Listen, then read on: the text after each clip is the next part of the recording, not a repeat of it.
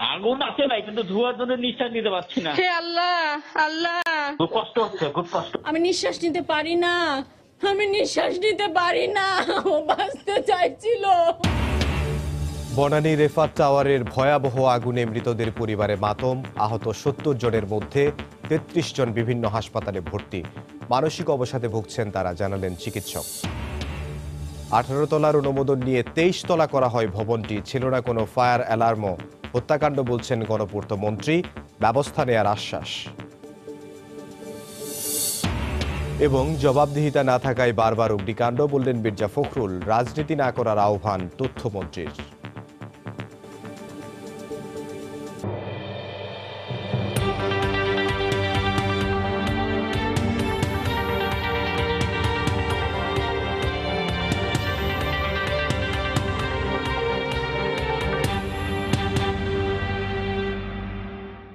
দেখছিলেন শিরোনাম। জনপদের সময়, সঙ্গে আছে আমি ইমদাদুল হক। বনানীর এফাত টাওয়ারে অগ্নিকাণ্ডে মৃতদের গ্রামের বাড়িতে চলছে মাতম। আদরের সন্তানকে হারিয়ে স্তব্ধ মা বাবা।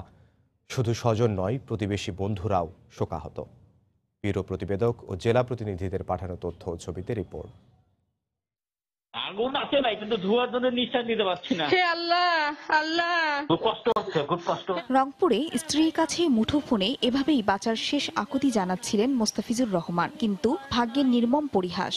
আগুনের ধোঁয়ায় মৃত্যুবরণ করতে হয় তাকে। তার মৃত্যুতে গ্রামের বাড়ি পীরগঞ্জে শোকার্ত মানুষের ঢল। পরিবারের একমাত্র উপার্জনক্ষম ব্যক্তিকে হারিয়ে বারবার মূর্ছা যাচ্ছেন স্ত্রী। তোমার কি অবস্থা? বলে যে আমি নিঃশ্বাস নিতে পারি না, আমি নিঃশ্বাস নিতে পারি না। ও বাঁচতে চাইছিল। দিনাজপুর শহরের বালুয়াডাঙ্গার আব্দুল্লাহ আল মামুন চাকরির কারণে স্ত্রী ও ২ শিশুকন্যা তানহা ও তাহিয়াকে নিয়ে বসবাস করতেন ঢাকায়। কাজ করতেন হেরিটেজ এয়ারলাইন্স নামের একটি ট্রাভেল এজেন্সিতে। ঘটনার সময় আগুন থেকে বাঁচতে জানালা দিয়ে বের হওয়ার চেষ্টা করে ব্যর্থ হন।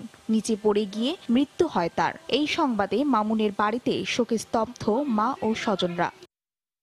এফআর টাওয়ারে আগুনে নিহতদের আরেকজন কুষ্টিয়ার ইখতিয়ার হোসেন মিঠু। ১১ তলায় একটি অফিসে কর্মরত ছিলেন তিনি। তার অকাল মৃত্যুতে ২.৫ বছরের সন্তান নিয়ে দিশেহারা হয়ে পড়েছেন স্ত্রী।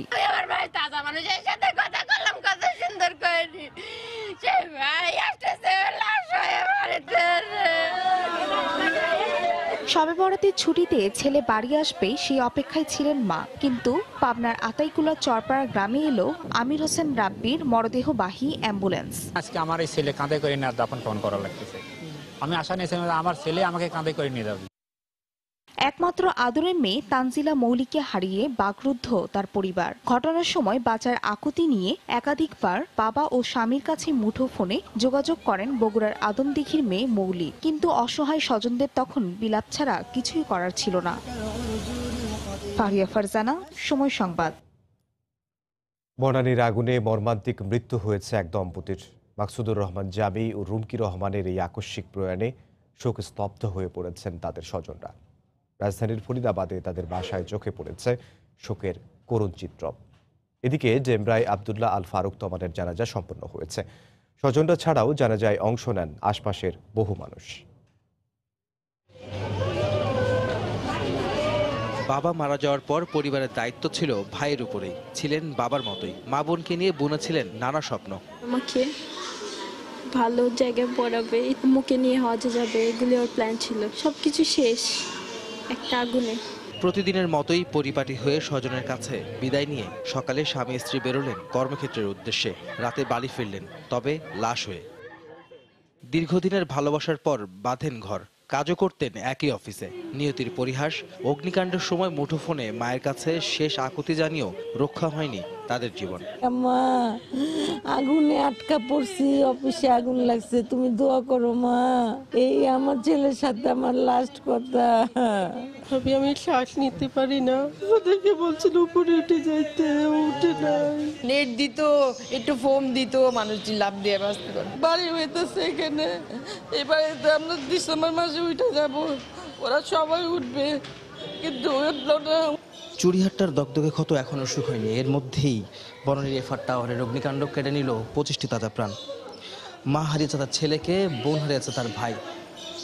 আর কত স্বজন হারা হলে কর্তৃপক্ষ এসব দুর্ঘটনা থেকে শিক্ষা নিয়ে মানুষের জীবনের নিরাপত্তা দিবে, এমনটাই প্রশ্ন ছিল স্বজনহারা এই পরিবারগুলোর। একই ঘটনায় নিহত আব্দুল্লাহ আল ফারুক তমালের পরিবারেও নেমে আসে শোকের ছায়া। স্ত্রী ও 2 সন্তান নিয়ে সুখের সংসার ছিল। শোকে স্তব্ধ এই পরিবারটিকে সান্ত্বনা দেওয়ার ভাষা জানা নেই কারো। রাজধানীর ড্যামরায় নিজ বাসার সামনের মসজিদে জুমার নামাজ শেষে অনুষ্ঠিত হয় তমালের নামাজে জানাজা। আহমেদ সালেহিন, সময় সংবাদ, ঢাকা। জনপদের সময় আরও থাকছে। বন্দরনগরী চট্টগ্রামে অনিয়ম অব্যবস্থাপনায় গড়ে উঠেছে ৮০ ভাগ বহুতল ভবন, চরম ঝুঁকিতে নগরবাসী।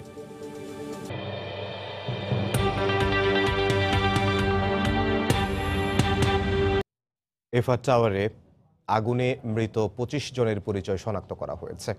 ২৪টি লাশ স্বজনের কাছে হস্তান্তর করা হয়েছে। তদন্তের পর এ ঘটনায় দায়ীদের বিরুদ্ধে ব্যবস্থা নেওয়া হবে বলে জানিয়েছেন আইজিপি। এদিকে আগুনে ক্ষতিগ্রস্ত ভবনটিতে শেষ মুহূর্তের তল্লাশি চালাচ্ছে ফায়ার সার্ভিস। এরপরই আইন শৃঙ্খলা রক্ষা বাহিনীর কাছে ভবনটি বুঝিয়ে দেওয়া হবে।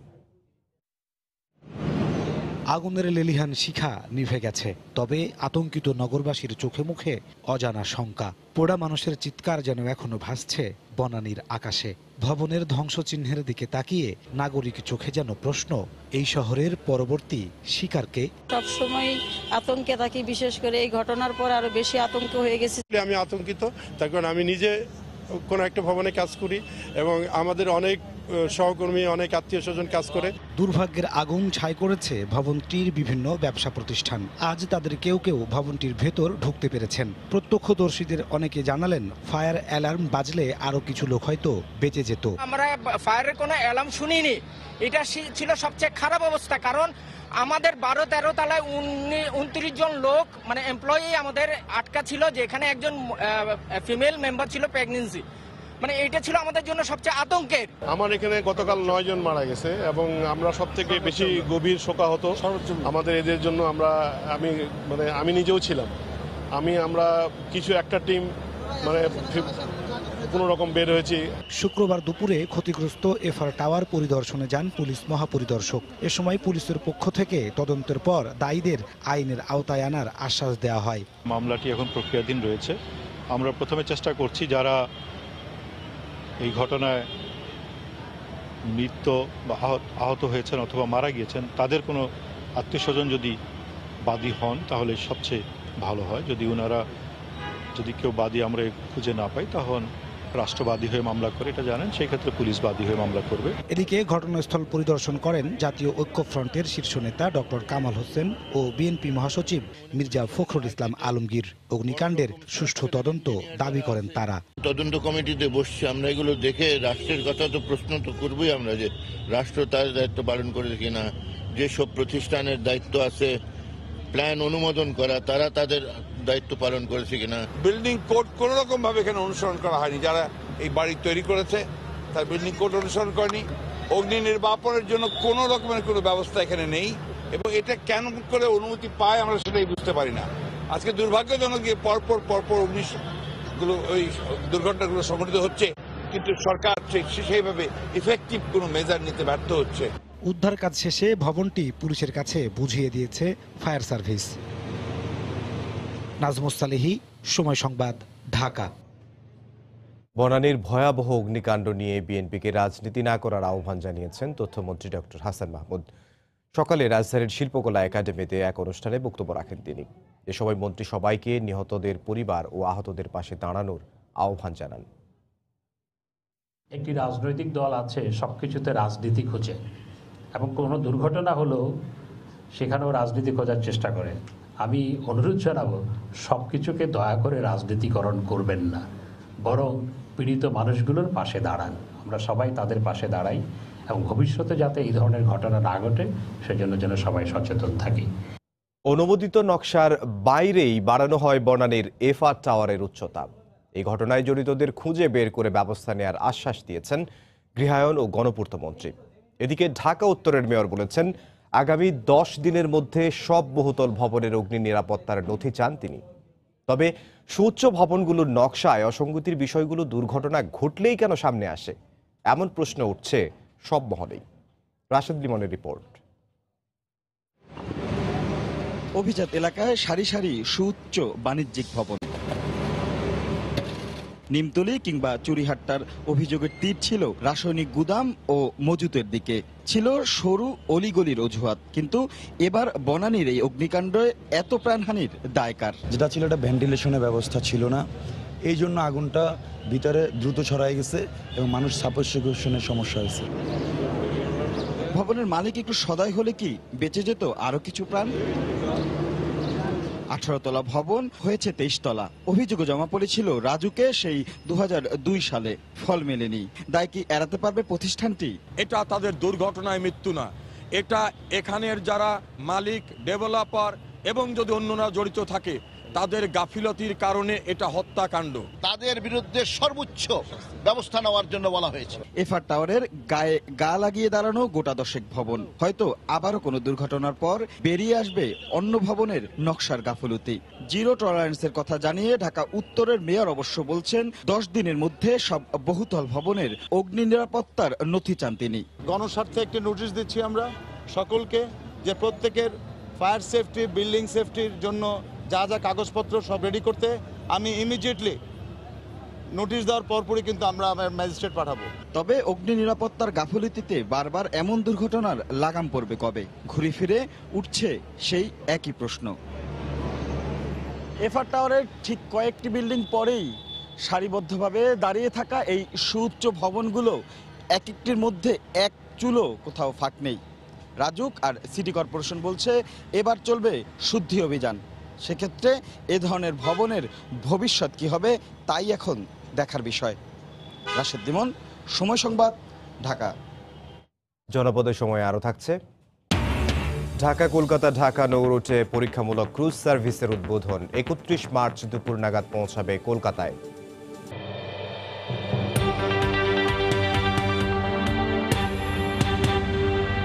বিশুদ্ধ ব্রাশের তৈরি সর্বোৎকৃষ্ট ভাল্ব আরএফএল বাথরুম ফিটিংস। ভালো চেনেন, ভালো কেনেন। বন্দরনগরী চট্টগ্রামেও নানা অনিয়ম এবং অব্যবস্থাপনার কারণে চট্টগ্রাম নগরীর 80% বহুতল ভবন চরম ঝুঁকিতে রয়েছে। সিডিএর তথ্য অনুযায়ী 60 বর্গ মাইলের নগরীতে বহুতল ভবন রয়েছে 20,000-এর বেশি। এসব ভবন অনুমোদন নিয়ে নির্মাণ করা হলেও যথাযথভাবে বিল্ডিং কোড মানা হয়নি, এমনকি পর্যাপ্ত নিরাপত্তা ব্যবস্থাও রাখা হয়নি। এতে অগ্নি ঝুঁকির পরিমাণ দিন দিন বাড়ছে। এ অবস্থায় বেশ কয়েকবার সিডিএর ভ্রাম্যমাণ আদালত পরিচালনা করা হলেও নিয়ম মানা হচ্ছে না বলে অভিযোগ সংশ্লিষ্টদের।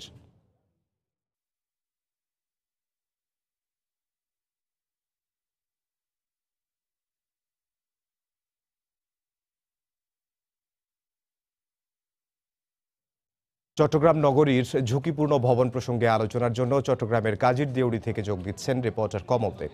যাচ্ছি তার কাছে। এমদাদ, আপনি জানেন যে মানবসৃষ্ট দুর্যোগ থেকে কোনো মুক্ত ঝুঁকিমুক্ত নয় এই বন্দর নগরী চট্টগ্রাম, বরং নানা অনিয়ম এবং অব্যবস্থাপনার কারণে এই ঝুঁকি কিন্তু দিন দিন বাড়ছে। এখানে যেমন অপরিকল্পিত নগরায়ন হচ্ছে, সেই নগরায়ন করতে কিন্তু ঝুঁকিপূর্ণ কাজগুলি করা হচ্ছে, বহুতল ভবন হচ্ছে, বিল্ডিং কোড মানা হচ্ছে না। সেই বিষয় নিয়ে কথা বলবার চট্টগ্রাম শহর কতটা এখন পর্যন্ত নিরাপদ রয়েছে বা নিরাপদ রাখা যায় সে বিষয় নিয়ে আজকে আমরা আলোচনা করব। আমাদের সাথে রয়েছেন আজকে ফায়ার সার্ভিসের সহকারী পরিচালক মোহাম্মদ জসিমউদ্দিন এবং সাথে রয়েছেন নগর পরিকল্পনাবিদ এবং চট্টগ্রাম উন্নয়ন কর্তৃপক্ষের সদস্য স্থপতি আশিক ইমরান। তো প্রথমে আমি কথা বলবো ফায়ার সার্ভিসের সহকারী পরিচালক জসিম ভাইয়ের সাথে। জসিম ভাই, আপনাকে স্বাগতম। মাঠে ময়দানে আপনার সাথে দেখা হয় নানা দুর্যোগ দুর্বিপাকে, আপনাকে আমরা মাঠে পাই বা রাস্তায় যে কোনো দুর্ঘটনা বা ঘটনা ঘটলে আপনাকে আমরা পাশের সাথে পেয়ে থাকি। তা আপনি আমাদের নগরটা বরাবর দেখেন বা পর্যবেক্ষণ করেন। আপনার কাছে আমার কাছে প্রশ্ন থাকবে, এই চট্টগ্রাম শহর এখন পর্যন্ত কতটা ঝুঁকিমুক্ত বা এই ঝুঁকিমুক্ত করার জন্য কি করা দরকার বা কতটা বিল্ডিং কোড মানা হচ্ছে এখানে? ধন্যবাদ সময় টিভিকে আমাকে আমন্ত্রণ জানানোর জন্য। ফায়ার সার্ভিস বিভিন্ন পক্ষ থেকে আমি ধন্যবাদ জানাচ্ছি। প্রথম কথা হলো যে চট্টগ্রাম নগরটা একটি সুন্দর পরিকল্পিত নগর হিসেবে পরিচ্ছন্ন একটা সুন্দর শহর। তারপরও আমরা এখানে চট্টগ্রাম শহরকে 41টা ওয়ার্ডে আমরা 8টা জোনে ভাগ করেছি। এর মধ্যে আমরা গত বছর হইতে 18 সন হইতে এখন 2019 সাল, এর মধ্যে আমরা আমাদের সার্ভে টিম অলরেডি কাজ শুরু করেছে, চলমান আছে। এর মধ্যে আমরা বিভিন্ন মার্কেটগুলো সার্ভে করে দেখেছি যে এখানে 41টা মার্কেট ঝুঁকিতে রয়েছে এবং বিভিন্ন বস্তি রয়েছে এর মধ্যে আমরা বহুতল ভবন, বাণিজ্যিক ভবন এগুলো আমরা সার্ভে করেছি। এর মধ্যে মেডিকেল সহ সবগুলো সার্ভে করার সাথে সাথে আমরা যে জিনিসটা দেখেছি যে এখানে 93% অর্থাৎ যারা এই নকশা অনুমোদন দিয়ে থাকে তারা ফায়ার সার্ভিসের সেফটি এনশিওর করার জন্য তারা সেখানে সত্য দিয়ে থাকেন, কিন্তু যারা মালিক পক্ষ তারা 93% জানা হোক অজানা হোক তারা অনুমতি নেয়নি। ফায়ার সার্ভিস থেকে যে অনাবর্তি প্রথম নিতে হয় ভবন করার পূর্বে, সে অনাবর্তির সাথে লেখা থাকে যে কিভাবে অগ্নি নিরাপত্তা বাস্তবায়ন করতে হবে, একটা সেফটি প্ল্যান অনুমোদন দেয় একটা অধিদপ্তর থেকে, সে আলোকে তাদের ভবনটা নির্মাণ করার কথা। পরবর্তীতে যখন বসবাসের করার সময় আসে তখন এই তারা ছাড়পত্র নেওয়ার নিয়ম থাকে, যেটাকে আমরা অকুপেন্সি সার্টিফিকেট। কিন্তু এটা কি মানা হচ্ছে এখানে? আসলে আমরা তো বললাম যে 93% এনওসিও নেয়নি। যে ফায়ার সার্ভিস যে আছে মালিক পক্ষ হোক যারা এই বিল্ডিংগুলো করে তারা জানে কিনা আমি জানি না, কিন্তু তারা 93% আমরা দেখেছি যে অনাবর্তিও নেয়নি। সেভাবে আমি আপনার কাছে আবার আসবো। আমি আশিক ভাইয়ের কাছে আসি। আশিক ভাই, উনি তো অনেক অভিযোগ করলেন আপনারা ভবন নির্মাণ করেন, ডিজাইন করেন, আপনারা আবার চট্টগ্রাম উন্নয়ন কর্তৃপক্ষের সদস্য, এই দায় আপনারা নেবেন কিনা? অবশ্যই এই দায়ভার তো চট্টগ্রাম উন্নয়ন কর্তৃপক্ষের উপরেও বর্তায়। তবে আমরা যেটা লক্ষ্য করি যে অনুমোদিত নকশা কিন্তু শতভাগ কোড এবং আইন মেনেই কিন্তু করা হয়, কিন্তু সমস্যাটা হয় যখন ভবনটা নির্মাণ হয় তখন মালিক পক্ষ এই যে কোড এবং যে শর্ত সাপেক্ষে তারা অনুমোদনটা পেয়েছেন সেই শর্তগুলো মানার ব্যাপারে একেবারেই উদাসীন। এক্ষেত্রে ফায়ার সেফটি তো আছেই, পাশাপাশি যতটুকু জায়গা ছেড়ে ভবন করার কথা সেই ততটুকু জায়গাও তারা ছাড়তে চান না। একজন স্থপতি হিসাবে আমি শুধুমাত্র তাকে অনুরোধ করতে পারি, কিন্তু এছাড়া আমার কাছে কোনো ইনস্ট্রুমেন্ট বা মেকানিজম নাই যে আমি এটা ওনাকে বাধ্য করে আইন মেনে ভবন করতে। এই ক্ষেত্রে চট্টগ্রাম উন্নয়ন কর্তৃপক্ষের জনবলের সংকট তেমনি রয়েছে। আমি মনে করি কিছুটা কোনো ক্ষেত্রে আন্তরিকতার অভাব হয়েছে। যদি এটা নিয়মিতভাবে বিভিন্ন বিল্ডিংগুলো পরিদর্শন করে যেগুলোতে বেশি মাত্রায় অননুমোদিত অংশ পাওয়া যায় সেগুলোকে যদি শাস্তির আওতায় আনা যেত, আমার মনে হয় এই প্রক্রিয়াটা কিছুটা হলো সহনশীলতার মধ্যে থাকতো। এবং ফায়ার সেফটির ব্যাপারে একেবারেই কিন্তু উদাসীন। আমরা এখন যে সমস্ত হাইরাইজ বিল্ডিং এর ডিজাইন করছি, স্বাভাবিকভাবে এখন একটা জনবহুল শহরে জনবহুল দেশে আমাদের হাইরাইজ বিল্ডিং করতেই হবে বিপুল সংখ্যক মানুষের আবাসনের এবং ব্যবসার ব্যবস্থা করার জন্য। এক্ষেত্রে পাশাপাশি ফায়ার সার্ভিসের এবং অন্যান্য যে সিভিল ডিফেন্স অর্গানাইজেশন আছে সেগুলোর সক্ষমতাও কিন্তু বাড়াতে হবে পাশাপাশি। আশিক ভাই, আপনার কাছে আবার আসবো। তাই আমরা শুনছিলেন যে দুজনে বলছিলেন তাই আমরা একটা বিরতিতে যাবো, এখন বিরতিতে যাব। বিরতির পর আমরা আবার ফিরে আসবো। বন্দরনগরী চট্টগ্রাম কতটা ঝুঁকিমুক্ত রয়েছে এবং তাকে পুরোপুরি ঝুঁকিমুক্ত করার জন্য কি করা দরকার সে বিষয়টি আমরা আবার আলোচনা করব বিরতির পরে। চট্টগ্রাম নগরীর ঝুঁকিপূর্ণ ভবন নিয়ে আলোচনার জন্য আবারও আমাদের সাথে যোগ দিচ্ছেন রিপোর্টার কমল দে। চট্টগ্রাম করার যে আলোচনা চলছিল সেখানে আমি আবারও কথা বলবো ফায়ার সার্ভিসের সহকারী পরিচালক জসিমউদ্দিনের সাথে। জসিম ভাই, আমি আপনার কাছে আবার প্রশ্ন করবো। আপনি অনেক সমস্যার কথা তুলে ধরলেন যে বিল্ডিং কোড মানা হচ্ছে না, সেফটি ব্যবস্থা রাখা হচ্ছে না, তাতে তাহলে চট্টগ্রাম তাহলে কিন্তু খুব ঝুঁকির মধ্যে পড়ছে বলে মনে হয় আপনাকে, এবং এই ঝুঁকি মুক্ত করার জন্য তাহলে এখনই কি ব্যবস্থা নেওয়া উচিত না? আসলে কি আমরা কিন্তু চট্টগ্রামটা ঝুঁকি মুক্ত আবার ঝুঁকি মুক্ত না। আমরা কোন ক্ষেত্রে ঝুঁকিতে আছি এটা আমরা বলছি যে কি যেসব ভবনগুলা কোড না মেনে স্পেস না রেখে এবং যেগুলো ইমার্জেন্সি ইকুইপমেন্ট থাকার কথা এইসব ইকুইপমেন্টগুলো সেট আপ না করার কারণে এই ঝুঁকিটা বেড়ে গেছে। কিন্তু আমাদের চট্টগ্রামে আমি এতটুকু বলবো, যেমন জাইকা ওয়াসার মাধ্যমে চট্টগ্রাম 41টা ওয়ার্ডে হাইডেন লাইন অলরেডি বসানো হয়ে গেছে, সেখানে যে কোনো সোর্স থেকে আমরা ওয়াটার সোর্স এগুলো পেতে পারি, যার কারণে এটা আমাদের একটা সুফল। আর হলো যে চট্টগ্রাম সিটি মেয়র আজমল নাসিরউদ্দিন মহোদয় এবং চট্টগ্রামের CDS chairman Abdul Salam sir, তারা অত্যন্ত আন্তরিক এবং কাজ করে যাচ্ছে। এখন আপনার ভবনকে আপনাকে সেভ করতে হলে আপনাকে এই সেফটি সিকিউরিটি এবং বিএনবিসি কোড মানতে হবে। আমি ভবন করার অনুমতি দিলাম, আমি সেফটি তো করার জন্য আপনাকে নির্দেশনা দেওয়া আছে, তো আপনি তো না করলে তার দায়িত্ব আপনাকে নিতে হবে। যার পরিপ্রেক্ষিতে সরকার এবং চট্টগ্রাম জেলা প্রশাসক মহোদয় যে ইলিয়াস স্যার, তিনি বারবার আমাদেরকে বলেছেন যে মোবাইল কোড করা হয়েছে। ফায়ার সার্ভিস সিভিল ডিফেন্স একটি সেবামূলক প্রতিষ্ঠান বিধে আমরা অ্যাওয়ারনেসকে বিশ্বাস করি, কারো ক্ষতিগ্রস্ত করতে নাই, তাদেরকে অচিরে আমরা এই আইনের আওতায় এনে ব্যবস্থা গ্রহণ করার জন্য। আমি আপনার কাছে আবার আসবো। আমি আবার আসি আশিক ম্যাডামের কাছে। যেসব বিল্ডিং এখন হয়ে গেছে যারা অগ্নি নির্বাপন ব্যবস্থা রাখেনি, নতুন তো বিল্ডিং হবে, তাহলে যেগুলো হয়ে গেছে তাদের কি করা উচিত, এবং যারা নতুন ভবন করবে, আপনি একজন সিডিএস সদস্য পরিচালনা কমিটির, তাহলে আপনারা কি নির্দেশনা দেবেন? আমরা যেটা আশা করব, ফায়ার সার্ভিস এখন যে সার্ভেটা পরিচালনা করেছেন বা এখনো করছেন, এবং তার একটা রিপোর্ট তৈরি করে যে সমস্ত ভবনগুলো ঝুঁকির মধ্যে আছে এবং যে সমস্ত ভবনগুলো কোড না মেনে ফায়ার সেফটি না রেখেই আছে সেগুলোকে শুধু জরিমানার মধ্যে সীমাবদ্ধ না রেখে একটি সুনির্দিষ্ট সময়সীমা বেঁধে দিয়ে যে এর মধ্যে তারা যদি তাদের যে কোড অনুযায়ী ফায়ার সেফটি ব্যবস্থা গ্রহণ না করে তাহলে সেই ভবন ব্যবহার করতে দেওয়া হবে না বা সিলগালা করে দেওয়া হবে। এই ধরনের একটা আইনের কঠোর প্রয়োগ হলেই আমার মনে হয় আস্তে আস্তে এই মেসেজটা সবার মধ্যে পৌঁছে যাবে এবং সবাই আইনসম্মতভাবে ফায়ার কোড মেনেই বিল্ডিংগুলো তৈরি করবেন। আমি আপনার কাছে আবার আসবো, আমি জসিম ভাইয়ের কাছে আসছি। জসিম ভাই, আপনারা সবসময় চট্টগ্রাম শহরে একটা অভিযোগ করেন জলাধারের অভাব। যখন কোথাও আগুন লাগে দূরবর্তী এলাকা তখন পানি শেষ হয়ে যায়। এই যে পানি শেষ হয়ে যাওয়া, তখন যদি আপনি থাকেন আগ্রাবাদ, যদি কালুঘাটের দিকে আগুন লাগে তখন আপনাকে পানি নিয়ে যেতে হবে বা অন্য জায়গায় হলো, এই সমস্যার সমাধানের জন্য কি করা উচিত? এখন প্রথম কথা হলো যে আমাদের যেসব জলাধারগুলো ভরাট হয়ে গেছে সে ওয়ার্ড ভিত্তিক আমাদের সিটি মেয়র আজম নাসুদ্দিন মহোদয় প্রত্যেক কমিশনার মাধ্যম যে পুকুরগুলো ভরাট করে ফেলেছে বা হাজামজা অবস্থায় আছে সেগুলোকে সংস্কার করতে হবে। দ্বিতীয় কথা হলো যে যেমন হাইডেল লাইনগুলো এখন যেহেতু চালু হয়ে যাচ্ছে, অচিরে আমরা এগুলো থেকে মুক্তি পাবো এবং ওয়াসা যেহেতু আছে আমাদেরকে সাপোর্ট দিবে। আর আমাদের ফায়ার সার্ভিসের এখন অত্যাধুনিক অনেক ইকুইপমেন্ট সংযোগ হয়েছে, বড় ধরনের গাড়ি এসেছে এবং ওয়াটার সোর্সে আমরা সাপোর্ট দেওয়ার যথেষ্ট পরিমাণে আমাদের ক্যাপাসিটি বিল্ড আপ হয়েছে। তবে আমরা যেটা জানি, যেটা বলতে চাই, আপনার ভবন, আপনার সম্পদের মালিক, আপনাকে 15 মিনিট ওদের 20 মিনিট ফাইট করার মতো আপনাকে সে ক্যাপাসিটি থাকতে হবে। ঢাকার যে ঘটনাটা আমি যদি বলি অ্যাপার টাওয়ার, আপনার ঘটনা ঘটেছে বনানীতে, কিন্তু আমাকে যেতে হয়েছে বঙ্গবাজারে। তাহলে বঙ্গবাজার থেকে আমার যে এই টার্ন টেবল ল্যাডারগুলো ইকুইপমেন্টগুলো যেতে তো সময় লাগবে। আর বর্তমানে আমাদের ডিজি মহোদয় মোহাম্মদ সাজ্জাদ হোসাইন স্যার, তিনি জয়েন করেছেন, অত্যন্ত দক্ষ স্যার। তিনি আমাদেরকে নির্দেশনা দিয়েছেন যে কোনো দুর্যোগে আমরা দ্রুত যেন কার্যকরী ব্যবস্থা গ্রহণ করি এবং মোবাইল কোর্টের মাধ্যমে যারা অনিয়ম করবে তাদের বিরুদ্ধে ব্যবস্থা গ্রহণ করা হবে ইনশাল্লাহ। দুজনকে ধন্যবাদ জানাচ্ছি, আশিক ইমরান ভাই, জসিম ভাই। আমরা আপনি শুনছিলেন বন্দরনগরী চট্টগ্রাম কিন্তু 60 বর্গমাইল, এখানে কিন্তু লোক সংখ্যা প্রায় 60 লাখের বেশি এবং গিঞ্জি অনেকগুলি বস্তি রয়েছে এবং বহুতল ভবন রয়েছে 20,000-এর বেশি, যেখানে বলা হচ্ছে 93% বিল্ডিং কোড মানেনি, অগ্নি নির্বাপন ব্যবস্থা রাখেনি এবং একই সাথে চট্টগ্রাম শহর যে পুকুরগুলি ছিল সেগুলি ভরাট হয়ে গেছে, যেখানে জলাধারের ব্যবস্থা নেই। অর্থাৎ নানামুখী সমস্যায় জর্জরিত বন্দরনগরী চট্টগ্রাম।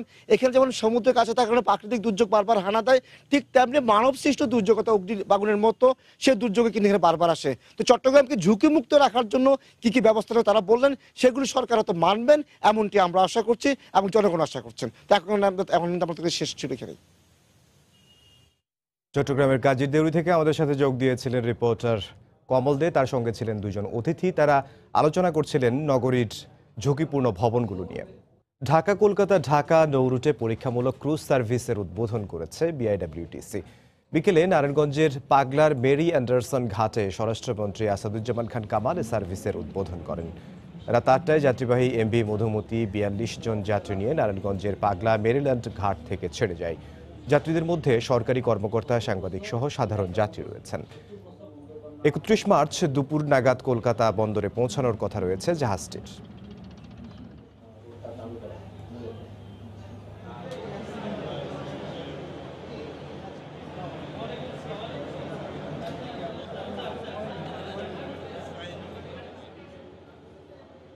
এই মুহূর্তে এমভি মধুমতি জাহাজে আছেন রিপোর্টার মাহমুদ রাকিব, সরাসরি যাব তার কাছে।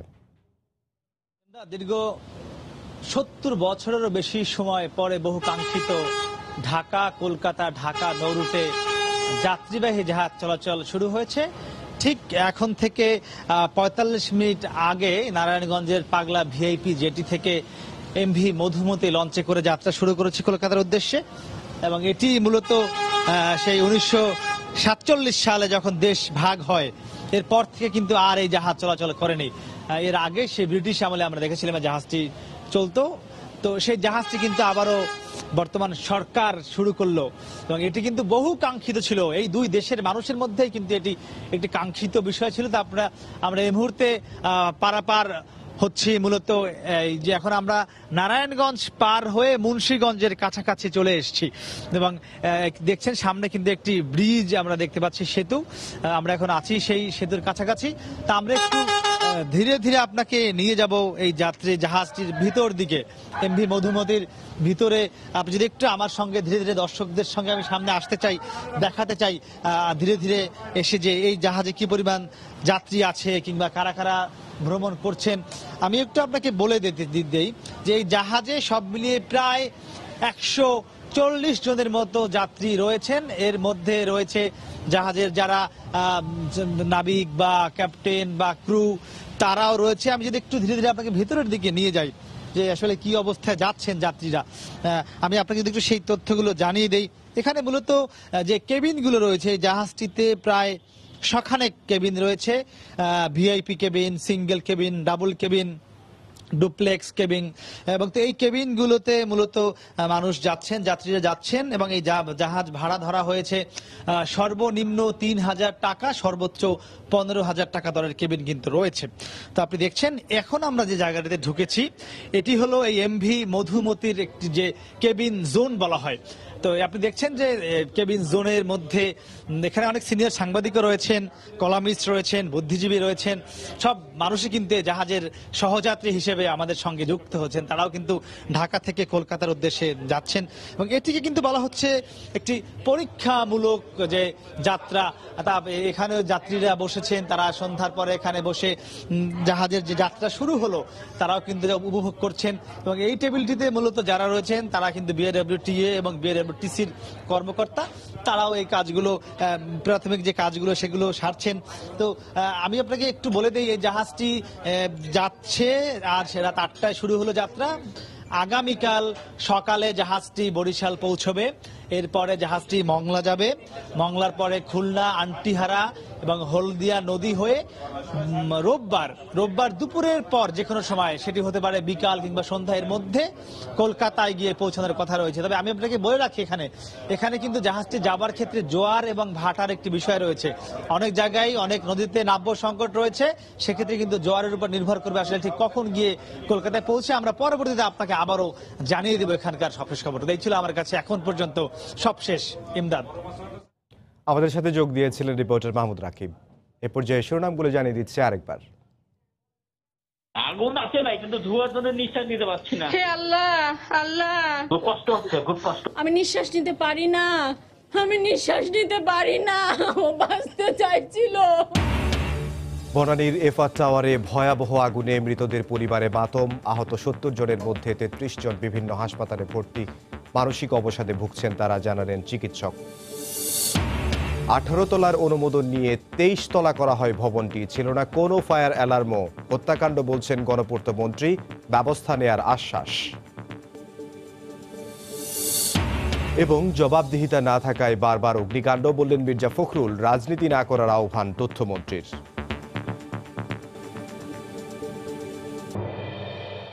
এই ছিল এখনকার মতো। যে কোনো খবর পেতে ভিজিট করুন সময়নিউজ.tv। আপনার মোবাইলে সময় সংবাদ দেখতে, সব খবর পেতে ডাউনলোড করুন সময় অ্যাপ। সঙ্গে থাকুন সময়ের।